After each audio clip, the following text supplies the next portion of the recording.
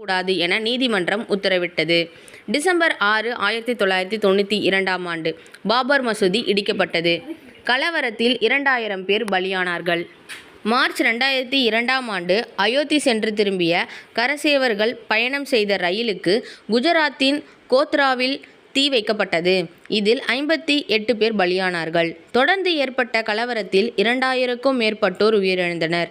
April 2002ஆம் ஆண்டு சர்ச்சைக்குரிய இடம் யாருக்கு சொந்தம் என முடிவு செய்ய அலகாபாத் உயர்நீதிமன்றத்தின் 3 நீதிபதிகள் அமர்வு விசாரணையை துவக்கியது. ஆகஸ்ட் 2003ஆம் ஆண்டு மசூதி இருந்த இடத்தில் கோயில் இருந்ததற்காக சான்று இருப்பதாக தொல்லியல் நிபுணர்கள் ஆய்வில் தெரியவந்தது. செப்டம்பர் 2003ஆம் ஆண்டு பாபர் மசூதி இடிப்பில் 7 ஹிந்து தலைவர்களுக்கு தொடர்பு இருப்பதாகவும் அத்வானிக்கு எதிராக ஆதாரங்கள் இல்லை எனவும் உயர்நீதிமன்றம் தெரிவித்தது. ஜூலை